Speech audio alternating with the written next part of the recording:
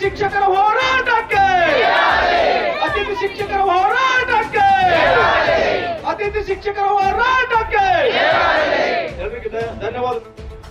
ಬೆಂಬಲವನ್ನ ಸೂಚಿಸಿ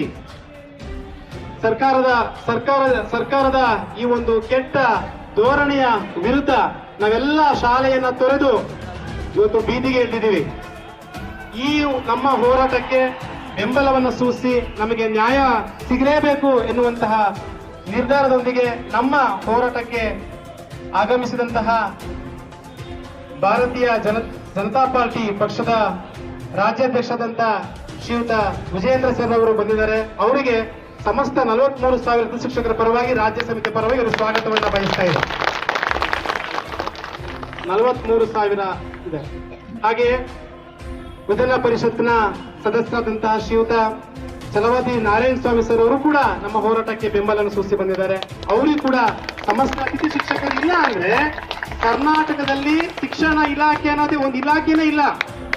ನೆನಪಿರ್ಲಿ, ಶಾಲೆ ಮುಚ್ಚಬೇಕಾಗ್ತದೆ. ಶಾಲೆ ಮುಚ್ತು ಅಂತಂದ್ರೆ ಅಧಿಕಾರಿಗಳ ಕೆಲಸ ಇಲ್ಲ, ಅಧಿಕಾರಿಗಳ ಕೆಲಸ ಇದ್ರೆ ಇಲಾಖೆ ಇಲ್ಲ, ಇಲಾಖೆ ಇಲ್ಲ ಅಂದ್ರೆ ಮಂತ್ರಿ ಇಲ್ಲ.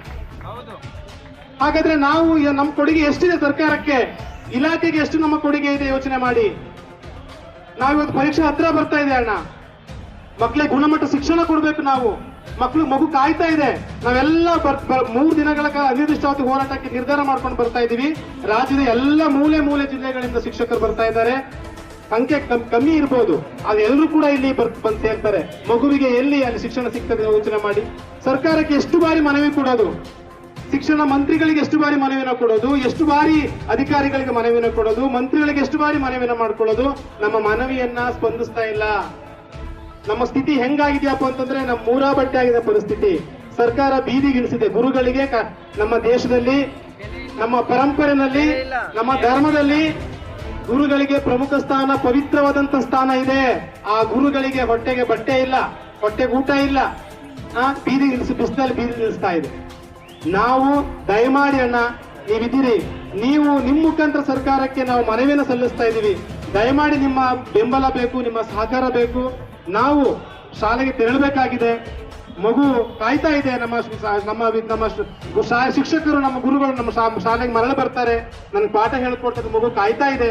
ನಮ್ಗೆ ಆ ಕನಿಕರ ಇದೆ. ನಾವು ಶಾಲೆಗೆ ತೆರಳಲೇಬೇಕು. ಹಾಗಾಗಿ ಸರ್ಕಾರ ಬೇಗ, ಇಲಾಖೆ ಮಂತ್ರಿಗಳು ಬೇಗ ನಮ್ಮ ಮನವಿಗೆ ಸ್ಪಂದಿಸಬೇಕು. ಇಲ್ಲ ಅಂತಂದ್ರೆ ಸಮಸ್ತ 43,000 ಅತಿಥಿ ಶಿಕ್ಷಕರ ಕೋರಿಕೆಯಂತೆ ಈ ವೇದಿಕೆಯನ್ನ ಯಾರೂ ಕೂಡ ಬಿಟ್ಟು ಹೋಗೋದಿಲ್ಲ. ಇವರೆಲ್ಲರ ಬೇಡಿಕೆಯಂತೆ ನಾವು ಅಮರನಾಥ ಉಪವಾಸ ಸತ್ಯಾಗ್ರಹವನ್ನ ಮಾಡಲಿಕ್ಕೆ ತಯಾರಿದ್ದೀವಿ. ನಾವು ಯಾರೂ ಕೂಡ ಈ ವೇದಿಕೆಯನ್ನು ಬಿಟ್ಟು ಹೋಗಲ್ಲ.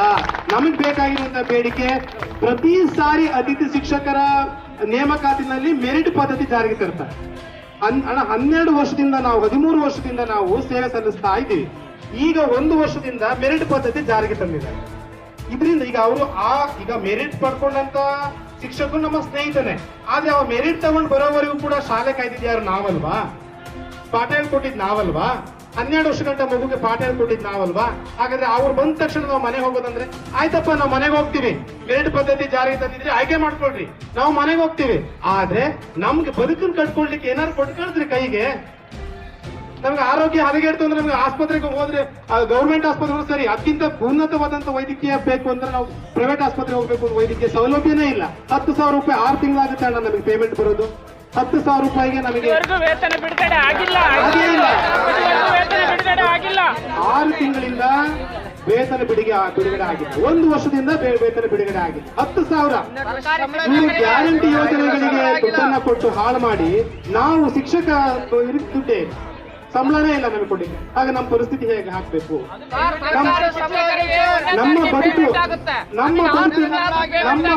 ನಮ್ಮ ಬದುಕನ್ನು ಹೆಂಗೆ ನಾವು ಕಟ್ಕೊಳ್ಳೋದು? ನಮ್ಮ ಬದುಕನ್ನು ಹೆಂಗ್ ಕಟ್ಕೊಳ್ಳೋದು? ಸರ್ಕಾರಿ ಶಾಲೆಗಳಲ್ಲಿ ಕೆಲಸ ಮಾಡ್ತಿರುವಂತ ಎಲ್ಲ ಶಿಕ್ಷಕ ಮಿತ್ರರ ಉಳಿಸ್ತಾ ಇದ್ದಾರೆ. ಇವೆಲ್ಲ ಏನು ಜ್ಞಾನ ಇಲ್ವಾ ಅಂತ ನಾನು ಕೇಳೋ ಪ್ರಶ್ನೆ.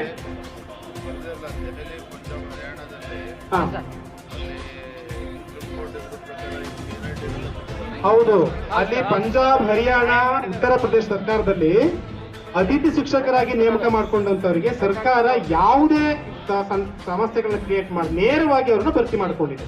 ನಮ್ಮ ಕರ್ನಾಟಕದಲ್ಲಿ ಯಾಕೆ ಇದು ಆಗ್ಬಾರ್ದು? ಸೀನಿಯರಿಟಿ ಬೇಸ್ ಮೇಲೆ ಅಲ್ಲಿ ಏನು ಎಕ್ಸ್ಪೀರಿಯನ್ಸ್ ಮೇಲೆ ಅವರ ಸೇವಾ ಹಿರಿತನದ ಆಧಾರದ ಮೇಲೆ ಅವ್ರನ್ನ ಆಯ್ಕೆ ಮಾಡ್ಕೊಂಡಿದೆ. ಬದುಕನ್ನು ಕಟ್ಕೊಟ್ಟಿದ್ಯಲ್ವಾ, ಸುಮ್ಮನೆ ಫಿಲ್ಟರ್ ಮಾಡೋದಂತೆ ಸರ್. 3 ಎಕ್ಸಾಮ್ಗಳನ್ನ ಮಾಡ್ತಾರೆ ಅಣ್ಣ ನಮಗೆ, 3 ಎಕ್ಸಾಮ್ ಫಿಲ್ಟರ್ ಮಾಡೋದಂತೆ. ಅಂತಿಮ ರಿಸಲ್ಟ್ ನೋಟಿಫಿಕೇಶನ್ ಬರೋದಕ್ಕೆ ನಮಗೆ ವಯಸ್ಸಾಗೋಗಿದೆ, ನಮ್ ಭರ್ತಿ ಮಾಡ್ಕೊಂಡು ವಯಸ್ಸಾಗೋಗಿರುತ್ತೆ, ನಾವು ಮನೆಗೆ ಮಾಡೋದೇ ನೋಟಿಫಿಕೇಶನ್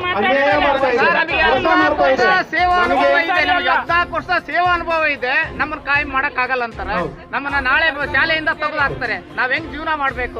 ನಮ್ ಶ್ರಮ ಎಲ್ಲ ವೇಸ್ಟ್ ಅಲ್ಲ. 14 ವರ್ಷ ಸೇವಾ ಅನುಭವ. ಎಲ್ಲ 45 ವರ್ಷ ನೋಡಿ, 15 ವರ್ಷದಿಂದ ಕೆಲಸ ಮಾಡ್ಕೊಂಡು ಬರ್ತಿದ್ದವರಿಗೆಲ್ಲ ವಯಸ್ಸಾಗ್ತಾ ಇದೀವಿ.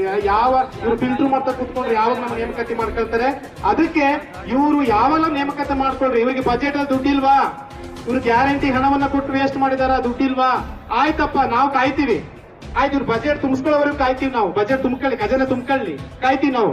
ಆದ್ರೆ ಖಜಾನೆ ತುಂಬಿದ ಮೇಲಾದ್ರೂ ನಮ್ಮನ್ನ ಭರ್ತಿ ಮಾಡ್ಕೋಬೇಕಾದ್ರೆ ನಮಗೆ ಕೃಪಾಂಕ ಕೊಟ್ಟು ಅಥವಾ ನಮ್ಮ ಹಿರಿತನವನ್ನ ಪರಿಗಣಿಸೋ ನಮ್ಮನ್ನ ಭರ್ತಿ ಮಾಡ್ಕೊಳ್ಳೋಕೆ ಏನಾದ್ರೂ ಒಂದು ವ್ಯವಸ್ಥೆ, ನಿಮ್ಮಿಂದ ಒಂದು ಮನವಿಯ ಸಭೆಯಲ್ಲಿ ಚರ್ಚೆ ಆದ್ರೆ, ನಮ್ ಕೋರಿಕೆ ಚರ್ಚೆ ಆಯ್ತು ಅಂದ್ರೆ ನಮ್ ಬದುಕು ಬಂಗಾರವಾಗ್ತದೆ. ಅತಿಥಿ ಶಿಕ್ಷಕರು ಎಷ್ಟೋ ಜನ ಇಲ್ಲಾದಂತಹ ಸಮಸ್ಯೆಗಳು, ಇಲಾಖೆಗಳಿಂದ ಆಗ್ತಿರೋ ಸಮಸ್ಯೆಗಳಿಗೆ ಆತ್ಮಹತ್ಯೆ ಹಾಗೆ ನಿಂತ್ಕೊಂಡಿದ್ದಾರೆ, ಆತ್ಮಹತ್ಯೆ ಮಾಡ್ಕೊಂಡಿದ್ದಾರೆ, ಸಾವನ್ನಪ್ಪಿದ್ದಾರೆ ನಮ್ಮ ಗೆಳೆಯರೆಲ್ಲ.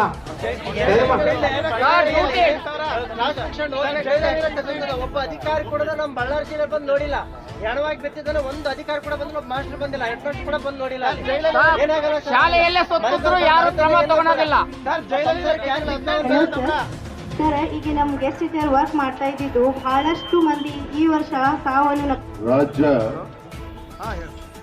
ಸರ್ಕಾರಿ ಪ್ರಾಥಮಿಕ ಮತ್ತು ಪ್ರೌಢಶಾಲೆಯ ಅತಿಥಿ ಶಿಕ್ಷಕರ ಸಂಘದ ವತಿಯಿಂದ ಭೀಮ್ ಆರ್ಮಿ ಮತ್ತು ಕರ್ನಾಟಕ ದಲಿತ ಸಂಘರ್ಷ ಸಮಿತಿ ಭೀಮ ಪಡೆ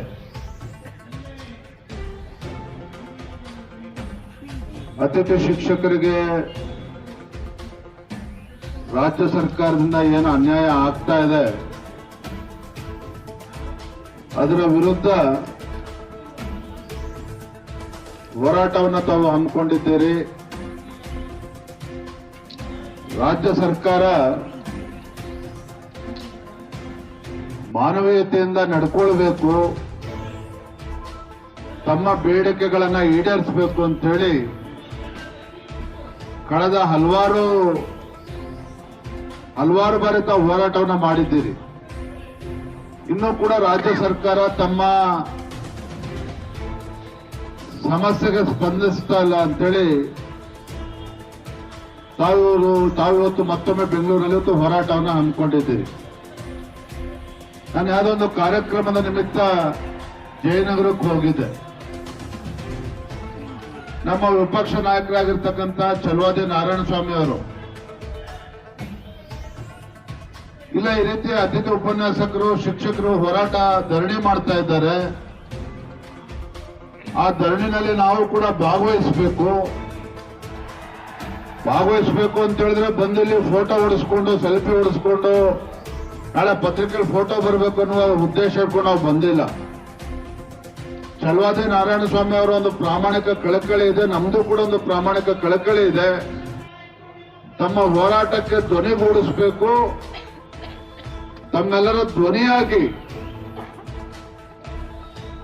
ಆಡಳಿತ ಪಕ್ಷಕ್ಕೆ ಕಿವಿಡ್ತಕ್ಕಂಥ ಕೆಲಸ ಮಾಡಬೇಕು, ನಮ್ಮ ಸಮಸ್ಯೆಗೆ ಸ್ಪಂದನೆ ನೀಡಬೇಕು ಅಂತೇಳಿ ನಾವು ಮತ್ತು ಛಲವಾದಿ ನಾರಾಯಣಸ್ವಾಮಿ ಅವರು ಬಂದಿರತಕ್ಕಂಥದ್ದು. ಏನು ತಮ್ಮ ಹಲವಾರು ಬೇಡಿಕೆಗಳಿದೆ. ಪ್ರತಿ ಮಾಸಿಕ ಒಂದು ಕನಿಷ್ಠ ವೇತನ ಅಥವಾ ಗೌರವಧನ ಅಂತ ಹೇಳಿದ್ರೆ ತಾವೇ ಹೇಳಿದ್ರಿ. ಹಿಂದೆ 5,000 ರೂಪಾಯಿ ಕೊಡ್ತಾ ಇದ್ರು, ಬಿಜೆಪಿ ಸರ್ಕಾರ ಇದ್ದಾಗ 5,000 ರೂಪಾಯಿನ 2,500 ರೂಪಾಯಿ ಹೆಚ್ಚಿಸಿ 7,500 ರೂಪಾಯಿ ಕೊಡ್ತಕ್ಕಂಥ ಕೆಲಸ ಆಯಿತು. ತದನಂತರದಲ್ಲಿ 7,500 ರೂಪಾಯಿಂದ 10,000 ರೂಪಾಯಿ ಕೊಡ್ತಕ್ಕಂಥ ಕೆಲಸ, ಇವೆಲ್ಲವೂ ಎರಡೂ ಕೂಡ ಬಿಜೆಪಿ ಸರ್ಕಾರ ಇದ್ದಾಗ ಆಗಿರ್ತಕ್ಕಂಥದ್ದು. ಆದ್ರೆ ಒಂದು ದುರಂತ ಏನಪ್ಪಾ ಅಂತ ಹೇಳಿದ್ರೆ, ಈ ನಾಡಿನ ಮಕ್ಕಳ ಭವಿಷ್ಯವನ್ನು ರೂಪಿಸ್ತಕ್ಕಂಥ ಒಂದು ಮಹತ್ತರವಾಗಿರ್ತಕ್ಕಂಥ ಜವಾಬ್ದಾರಿಯನ್ನ ತಾವೇನು ನಿರ್ವಹಿಸ್ತಾ ಇದ್ದೀರಿ, ಮಹತ್ತರವಾಗಿರ್ತಕ್ಕಂಥ ಒಳ್ಳೆ ಜವಾಬ್ದಾರಿ ಇರ್ತಕ್ಕಂಥ ಸ್ಥಾನದಲ್ಲಿ ತಾವಿದ್ದೀರಿ. ತಮ್ಮ ಬೇಡಿಕೆಗಳಿಗೆ ಸ್ಪಂದನೆ ಮಾಡಬೇಕಾಗಿರ್ತಕ್ಕಂಥದ್ದು ತಾವು ಕೊಟ್ಟಿರ್ತಕ್ಕಂಥ ಎಲ್ಲಾ ಬೇಡಿಕೆಗಳು ಕೂಡ ಸ್ಪಂದನೆ ಮಾಡಕ್ ಆಗ್ತದ, ಎಲ್ಲದಕ್ಕೂ ಕೂಡ ಸ್ಪಂದನೆ ಮಾಡಕ್ ಆಗ್ತದ ನಾ ಹೇಳೋದಿಲ್ಲ. ಆದ್ರೆ ಕೆಲವು ಕನಿಷ್ಠ ವಿಚಾರಗಳನ್ನ ತಾವು ಪ್ರಶ್ನೆಗಳನ್ನ ಎತ್ತಿದ್ದೀರಿ. ಉದಾಹರಣೆಗೆ ಕರ್ತವ್ಯದ ಅವಧಿಯಲ್ಲಿ ಮಹಿಳಾ ಶಿಕ್ಷಕರಿಗೆ ಒಂದು ಗೌರವ ಸಂಪಾದನಾ ಸಹಿತ ಗರ್ಭಿಣಿಯರ ರಜೆಯನ್ನ ಕೂಡ ನೀವು ಕೇಳಿದ್ದೀರಿ. ಅಂದ್ರೆ ಕನಿಷ್ಠ ಬೇಡಿಕೆಗಳನ್ನ ತಾವು ಒತ್ತಾಯನ ಮಾಡ್ತಾ ಇದ್ದೀರಿ. ಆ ಗರ್ಭಿಣಿ ಮಹಿಳೆ ಅಥವಾ ಶಿಕ್ಷಕಿ ಯಾವ ರೀತಿ ಬಂದು ಹೊತ್ತು ಕೆಲಸ ಮಾಡೋದಕ್ಕೆ ಸಾಧ್ಯ ಆಗ್ತದೆ, ರಜೆನೂ ಕೂಡ ಕೊಡದೆ ಹೋದ್ರೆ? ಈ ರೀತಿ ಒಂದು ಸುರಕ್ಷತೆಯನ್ನು ತಾವು ಕೇಳ್ತಾ ಇದ್ದೀರಿ. ಮತ್ತೆ ವರ್ಷದಲ್ಲಿ 12 ತಿಂಗಳ ಕಾಲ ತಾವು ಸೇವೆಯನ್ನ ನಿರ್ವಹಿಸ್ತೀರಿ, ಆದ್ರೆ 10 ತಿಂಗಳಿಗೆ ಮಾತ್ರ ನಿಮಗೆ ಗೌರವಧನ ಸಿಗ್ತದೆ. ಈ ರೀತಿ ಅನೇಕ ವಿಚಾರಗಳನ್ನ ತಾವು ಅತಿಥಿ ಶಿಕ್ಷಕ ಅಂತೇಳಿ ಪದನಾಮ ತೆಗೆದು ಇವತ್ತು ಅರೆಕಾಲಿಕ ಅಥವಾ ಹಂಗಾಮಿ ಆ ರೀತಿ ಅವರು ನಮ್ಮನ್ನು ಕರಿಬೇಕು ಅನ್ನೋ ಬೇಡಿಕೆಯನ್ನು ತಾವು ಇಟ್ಟಿದ್ದೀರಿ. ರೀತಿ ಅನೇಕ ಬೇಡಿಕೆಗಳನ್ನ ತಾವು ಇಟ್ಟಿದ್ದೀರಿ.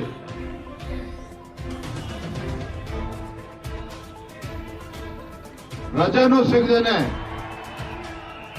ಒಂದು ದಿನನೂ ಕೂಡ ರಜೆನೂ ಕೂಡ ತೆಗೆದುಕೊಳ್ದೇನೆ ತಾವು ಸೇವೆನ ಸಲ್ಲಿಸ್ತಾ ಇದ್ರು ಕೂಡ ಕಳೆದ 6 ತಿಂಗಳಿಂದ ಅಥವಾ 1 ವರ್ಷದಿಂದ ನಿಮಗೆ ಗೌರವಧನ ಸಿಕ್ಕಿಲ್ಲ ಅಂತ ಹೇಳಿದ್ರೆ ನಿಜವಾಗ್ಲೂ ಕೂಡ ಈ ಸರ್ಕಾರ ಬದುಕಿದ್ದು ಕೂಡ ಸತ್ತಂತ ಆಗ್ತದೆ. ನಾನು ಮೊನ್ನೆ ದಿನ ಪತ್ರಿಕೆ ನೋಡ್ತಾ ಇದ್ದೆ, ಬಹಳ ನೋಡಿ ಎಂತ ದುರಂತ ಅಂತ ಹೇಳಿದ್ರೆ, ಬಹಳ ಮಾತನಾಡಕ್ ಹೋದ್ರೆ ನೀವೇನ ರಾಜಕಾರಣ ಮಾತಾಡಿದ್ರಿ ಅಂತೇಳಿ ನೀವು ಕೂಡ ಅಂದ್ಕೊಳ್ತೀರಿ. ಹಿಂದೆ ನಮ್ಮ ಸರ್ಕಾರ ಇದ್ದಾಗ 11 ಯೂನಿವರ್ಸಿಟಿಗಳನ್ನ ತರತಕ್ಕಂಥ ಕೆಲಸ ಮಾಡಿದ್ದೇವೆ. 300-400 ಕೋಟಿ ರೂಪಾಯಿ ಅನುದಾನ ಬೇಕಾಗ್ತದೆ ಆ ಯೂನಿವರ್ಸಿಟಿಗಳಿಗೋಸ್ಕರ. ಅನುದಾನ ಕೊಡೋದಕ್ಕೆ ಸಾಧ್ಯ ಆಗ್ತಾ ಇಲ್ಲ ಅಂತೇಳಿ ಹಿಂದಿನ ಸರ್ಕಾರದ ಮೇಲೆ ಗೂಬೆ ಕೂರಿಸಿ ಆ ಯೂನಿವರ್ಸಿಟಿಗಳನ್ನ ಮುಚ್ಚಾಕ್ತಕ್ಕಂಥ ಕೆಲಸ ಕೂಡ ರಾಜ್ಯ ಸರ್ಕಾರ ಮಾಡ್ತಾ ಇದೆ. ಅಂದ್ರೆ ಎಲ್ಲೋ ಒಂದ್ ಕಡೆ ಮಕ್ಕಳ ಭವಿಷ್ಯವನ್ನ ರೂಪಿಸಬೇಕಾಗಿರ್ತಕ್ಕಂಥ ರಾಜ್ಯ ಸರ್ಕಾರ ಮಕ್ಕಳ ಆಗ್ತಾ ಇದೆ. ಮಾರ್ಚ್ 3ನೇ ತಾರೀಕಿಂದ ಆ ಅಧಿವೇಶನದಲ್ಲೂ ಕೂಡ ನಿಮ್ಮ ಪರವಾಗಿ, ನಿಮ್ಮ ಧ್ವನಿಯಾಗಿ, ನಿಮ್ಮ ಸಂಕಷ್ಟಕ್ಕೆ ಸ್ಪಂದನೆ ಮಾಡ್ತಕ್ಕಂಥ ನಿಟ್ಟಿನಲ್ಲಿ ನಾವು ಕೂಡ ಪ್ರಶ್ನೆನ ಎತ್ತುತ್ತೇವೆ. ಪ್ರಶ್ನೆನ ಉತ್ತರವನ್ನ ಕಂಡುಕೊಳ್ತಕ್ಕಂಥ ಕೆಲಸವನ್ನು ಕೂಡ ನಾವು ನಮ್ಮ ವಿರೋಧ ಪಕ್ಷದ ನಾಯಕರು ಮಾಡ್ತೇವೆ ಅನ್ನೋ ಭರವಸೆನ ಸಂದರ್ಭ ಕೊಡ್ತೇವೆ. ಒಂದು ರೀತಿ ಸರ್ಕಾರ ಕಣ್ಣಿತ್ತು ಕುರುಡ್ರಂತ ನಟನೆ ಮಾಡ್ತಾ ಇದೆ, ಕಿವಿ ಇತ್ತು ಕಿವುಡಿನಂತ ನಟನೆಯನ್ನು ಮಾಡ್ತಾ ಇದೆ. ಈ ಸರ್ಕಾರಕ್ಕೆ ಎಚ್ಚರಿಸ್ತಕ್ಕಂಥ ಶಕ್ತಿ ವಿರೋಧ ಪಕ್ಷಕ್ಕಿದೆ, ಅದನ್ನ ನಾವು ಮಾಡ್ತೇವೆ ಅನ್ನೋ ಮಾತನ್ನ ಆ ಭರವಸೆನ ಸಂದರ್ಭ ಕೊಡೋದಕ್ಕೆ ಇಷ್ಟಪಡ್ತೇನೆ. ಹಾಗಾಗಿ ಹಿಂದೆ ಬಿಜೆಪಿ ಸರ್ಕಾರ ಏನ್ ಮಾಡಿದೆ ಅನ್ನೋದಕ್ಕಿಂತ ಹೆಚ್ಚಾಗಿ ಇವತ್ತು ನಿಮ್ಮ ಸಂಕಷ್ಟಕ್ಕೆ ಸ್ಪಂದನೆ ಆಡಳಿತ ಪಕ್ಷ ಮಾಡಬೇಕಾಗಿದೆ. ಆ ನಿಟ್ಟಿನಲ್ಲಿ ನಾವು ಕೂಡ ಕೈ ಜೋಡಿಸ್ತೇವೆ ಅನ್ನೋ ಮಾತನ್ನ ಚಲವಾದ ನಾರಾಯಣ ನಿಮ್ಮ ಎಲ್ಲರ ಪರವಾಗಿ ನಾವು ಈ ಸಂದರ್ಭ ಭರವಸೆನ ಕೊಡ್ತೇವೆ ಅಂತ ಹೇಳ್ತಾ, ನಿಮ್ಮ ಆಕ್ರೋಶ ನಮ್ಗೆ ಅರ್ಥ ಆಗ್ತದೆ. ಪಾಪ ತಾಯಂದ್ರು ಕೂಡ ಮನೆ ಮಕ್ಕಳು ಎಲ್ಲವನ್ನ ಬಿಟ್ಟು ಇವತ್ತು ಬೆಂಗಳೂರಿಗೆ ಬಂದಿದ್ದೀರಿ, ಹೋರಾಟ ಮಾಡ್ಬೇಕು, ನಿಮ್ಗೆ ನ್ಯಾಯ ಸಿಗಬೇಕು ಅಂತೇಳಿ ಅಪೇಕ್ಷೆ ಇಟ್ಕೊಂಡು ಏನ್ ಬಂದಿದ್ದೀರಿ. ಖಂಡಿತ ನಿಮ್ಮ ಹೋರಾಟಕ್ಕೆ ನಾವು ಕೂಡ ಸ್ಪಂದನೆ ಮಾಡ್ತೇವೆ ಅಂತ ಮತ್ತೊಮ್ಮೆ ನಿಮ್ಗೆಲ್ಲರೂ ಕೂಡ ಭರವಸೆನ ಕೊಡ್ತಾ, ನಿಮ್ಮೆಲ್ಲರನ್ನ ಉದ್ದೇಶಿಸಿ ನಮ್ಮ ವಿಪಕ್ಷ ನಾಯಕರಾಗಿರ್ತಕ್ಕಂಥ ಚಲವಾದಿ ನಾರಾಯಣ ಸ್ವಾಮಿ ಅವರು ಮಾತನಾಡಬೇಕು ಅಂತ ಹೇಳಿ ನಾವು ವಿನಂತಿಯನ್ನು ಮಾಡ್ತಾ ಇದ್ದೇನೆ. ನಿಮ್ಮೆಲ್ಲರ ಪರವಾಗಿ ನಮಸ್ಕಾರ, ವಂದನೆಗಳು. ಇವತ್ತು ರಾಜ್ಯದ ಮೌಲ್ಯಗಳಿಂದ ಕರ್ನಾಟಕ ರಾಜ್ಯ ಸರ್ಕಾರಿ ಪ್ರಾಥಮಿಕ ಮತ್ತು ಪ್ರೌಢಶಾಲಾ ಅತಿಥಿ ಶಿಕ್ಷಕರ ಆಗಿ ಸೇವೆ ಮಾಡ್ತಾ ಇರತಕ್ಕಂಥ ತಾವೆಲ್ಲರೂ ಕೂಡ ಬೆಂಗಳೂರಿಗೆ ಬಂದಿದ್ದಾರೆ. ನಿಮ್ಮ ಅಧ್ಯಕ್ಷರು, ರಾಜ್ಯಾಧ್ಯಕ್ಷರಾಗಿರ್ತಕ್ಕಂಥ ಚಿತ್ರಲೇಖ, ರಾಜಗೋಪಾಲ್ ಮತ್ತು ಒಂದು ತಂಡ ನಿನ್ನೆ ನನ್ನನ್ನು ಬಂದು ಭೇಟಿ ಮಾಡಿದರು. ಸಮಸ್ಯೆಗಳನ್ನೆಲ್ಲ ನನಗೆ ವಿವರಿಸಿ ಕೇಳಿದರು. ಆ ವಿಚಾರಗಳನ್ನ ತಾವು ಈ ಪತ್ರದಲ್ಲೂ ಕೂಡ ನಮೂದು ಮಾಡಿದರು. ಮಾನ್ಯ ಅಧ್ಯಕ್ಷರು ಇವೆಲ್ಲವನ್ನು ನೋಡಿದ ತಕ್ಷಣನೇ ತಮಗೆ ಹೇಳಿದರು, ಇದು ಬಾಬಾ ಸಾಹೇಬ್ ಅಂಬೇಡ್ಕರ್ ರವರು ಯಾವ ಯಾವ ವಿಚಾರದಲ್ಲಿ ಹೋರಾಟ ಮಾಡಿದ್ರೋ ಆ ಸಮಸ್ಯೆಗಳಿಗೆ ಪರಿಹಾರ ಕೊಡಬೇಕು ಅಂತೇಳಿ ಸಂವಿಧಾನಾತ್ಮಕವಾಗಿ ನಮಗೆ ಹಕ್ಕುಗಳನ್ನು ಕೊಟ್ಟಿದ್ರು ಅವೇ ವಿಚಾರಗಳು ಇಲ್ಲಿರ್ತಕ್ಕಂಥ. ನೀವ್ಯಾವುದು ಹೊಸ ವಿಚಾರಗಳನ್ನ ಇಟ್ಟಿಲ್ಲ. ಎಲ್ಲಕ್ಕಿಂತ ಮಿಗಿಲಾಗಿ ಈಗ ನೀವೇನ್ ಕೇಳಿದ್ದೀರೋ ಹೆಣ್ಣು ಮಕ್ಕಳಿಗೆ, ಈಗ ಗರ್ಭಿಣಿ ಸ್ತ್ರೀ ಆದ್ರೆ 1 ವರ್ಷನೂ ರಜೆ ಕೊಡಬೇಕು ಅಂತಿದೆ. ನೀವೇನ್ ವಿಶೇಷವಾಗಿ ಕೇಳಿರೋದೇನಿಲ್ಲ. ಆದ್ರೆ ನೀವು ಅತಿಥಿ ಶಿಕ್ಷಕರಾಗಿ ಗುತ್ತಿಗೆ ಆಧಾರದ ಮೇಲೆ ಇದ್ದೀರಿ ಅನ್ನೋ ಕಾರಣಕ್ಕೆ ನಿಮಗೆ ಈ ಸವಲತ್ತುಗಳು ಸಿಗ್ತಾ ಇಲ್ಲ. ಇಷ್ಟೇ ವ್ಯತ್ಯಾಸ ಇರೋದು. ಇಷ್ಟೇ. ನೀವೇನು ಕೂಡ ಬೇರೆಯವರಿಗೆ ಏನು ಸವಲತ್ತುಗಳು ಸಿಗ್ತವೋ ಅದನ್ನು ನಮಗೂ ಕೊಡಿ ಅಂತ ಕೇಳಿದ್ದೀರಿ. ಬಿಟ್ರೆ ಇನ್ನೇನು ಹೊಸದಾಗಿ ಕೇಳಿಲ್ಲ. ಅಂದಮೇಲೆ ತಪ್ಪೇನೂ ಇಲ್ಲ. ಮಾನ್ಯ ಅಧ್ಯಕ್ಷರು ಹೇಳಿದ್ರು, ನಮ್ಮ ಸರ್ಕಾರ ಇರುವಾಗ ನಿಮ್ಮನ್ನು ಬಹಳ ಖುಷಿ ಪಡಿಸಲಿಕ್ಕೆ ಸಾಧ್ಯ ಆಗದೆ ಇರಬಹುದು, ಆದ್ರೂ ಕೂಡ ನಿಮಗೆ ಅನ್ಯಾಯ ಆಗದಿದ್ದಂಗೆ ನಾವು ನೋಡ್ತೇವೆ. ಹೌದಾ ಇಲ್ಲ? ಈಗಲೂ ಅಷ್ಟೇ. ನಮ್ಮ ಸರ್ಕಾರ ಬಂದಾಗ ನಿಮಗೆ ಯಾವುದೇ ಈ ರೀತಿಯ ಅನ್ಯಾಯ ಆಗದಿದ್ದಂಗೆ ನಿಮ್ಮನ್ನ ರಕ್ಷಣೆ ಮಾಡ್ತಕ್ಕಂಥದ್ದು ನಮ್ಮ ಜವಾಬ್ದಾರಿ. ಮತ್ತು ಎರಡನೇ ವಿಚಾರ ನೀವು ಕೇಳಿರ್ತಕ್ಕಂಥದ್ದು, ಇಲ್ಲೇನ್ ಕೇಳಿದ್ದೀರಿ? ಬೇರೆಯವರಿಗೆ ಇವತ್ತು ನಿಮ್ಮ ಸ್ಥಳದಲ್ಲಿ ಕೆಲಸ ಮಾಡೋರಿಗೆ 60,000ದಿಂದ 1 ಲಕ್ಷ ಸಂಬಳ ಇದೆ. ಹೌದಪ್ಪ? ನೀವು ಕೇಳ್ತಿರೋದೇನು? ಕನಿಷ್ಠ 30, ಅಂದ್ರೆ ಜಾಸ್ತಿ ಏನಲ್ಲ, ಅರ್ಧ ಕೊಡಿ ಅಂತ ಇರ್ಲಿ. ಇಲ್ಲಿರ್ತಕ್ಕಂಥದ್ದು 60,000. ನಿಮಗೆ 60,000 ಅವರಿಗೆ 1 ಲಕ್ಷ ರೂಪಾಯಿ ಸಂಬಳ ಸಿಗ್ತಿದ್ರೆ ಇಡೀ ನಿಮಗೆ 1 ವರ್ಷಕ್ಕೆ 1 ಲಕ್ಷ ಕೊಡ್ತಾ ಇದ್ದಾರೆ. ಅವರಿಗೆ ತಿಂಗಳಿಗೆ 1 ಲಕ್ಷ ಕೊಡ್ತಾ ಇದ್ದಾರೆ, ನಿಮಗೆ ಇಡೀ ವರ್ಷಕ್ಕೆ 1 ಲಕ್ಷ ಕೊಡ್ತಾರೆ ಅಲ್ವಾ? ಇದನ್ನ ನೀವು ಹೆಚ್ಚಿಸಬೇಕು ಅಂತ ಕೇಳಿ ನಾನು ಅದನ್ನೇ ತಾಯಿ ಹೇಳಿದ್ದು. ಅದರಲ್ಲೂ ನೀವು ಹಳ್ಳಿಗಾಡಿನಲ್ಲಿ ಕೆಲಸ ಮಾಡ್ತಕ್ಕಂಥವ್ರು, ನೀವು ಮಕ್ಕಳನ್ನ ಭವಿಷ್ಯವಾಗಿ ನೀವು ರೂಪಿಸ್ತಕ್ಕಂಥವ್ರು, ನಿಮಗೆ ಅನ್ಯಾಯ ಆಗಬಾರ್ದು. ಆದ್ರಿಂದ ನೀವು ಏನೇನಿಲ್ಲಿ ಕೇಳಿದ್ದೇವೆ ನಮಗೆ ಸಹಮತ ಇದೆ. ನಾವಿದನ್ನ ಈಗ ಸದನ ಪ್ರಾರಂಭ ಆಗ್ತದೆ, ಬಜೆಟ್ ಸೆಷನ್ ಸ್ಟಾರ್ಟ್ ಆಗ್ತದೆ, ಅಲ್ಲಿಯೂ ಕೂಡ ಹೋರಾಟ ಮಾಡ್ತೇವೆ. ನಾನು ನಿನ್ನೆನೆ ಹೇಳಿದ್ದೇನೆ, ತಕ್ಷಣ ನಾಳೆನೆ ಪತ್ರ ಬರೀತೇನೆ ಅಂತ. ಇವತ್ತು ನಾನು ಚೀಫ್ ಸೆಕ್ರೆಟರಿಗೂ ಒಂದು ಪತ್ರ ಬರೀತೇನೆ, ನನ್ನ ಮುಖ್ಯಮಂತ್ರಿಗಳಿಗೂ ಬರೀತೇನೆ, ನಿಮ್ಮ ಶಿಕ್ಷಣ ಸಚಿವರಿಗೂ ಕೂಡ ಬರೀತೇನೆ. ಅನೇಕರು ಇವತ್ತು 43,000 ಶಿಕ್ಷಕರು ಈ ರೀತಿ ಕೆಲಸ ಮಾಡ್ತಾರೆ. ನಿಮಗೆ ಮಾತ್ರ ಅನ್ಯಾಯ ಆಗಿದೆ ಅಂತ ತಿಳ್ಕೋಬೇಡಿ. ಈಗ ತಾನೇ ನನ್ನ ಕಚೇರಿಯಲ್ಲಿ ಕುಳಿತಿದ್ದೆ, ಇನ್ನೊಂದು ತಂಡ ಬಂದಿತ್ತು. ಸರ್, ನಮಗೆ 7 ತಿಂಗಳಾಗಿದೆ ಸಂಬಳ ಬಂದಿಲ್ಲ ಅಂತ. ಯಾರಂತಂದ್ರೆ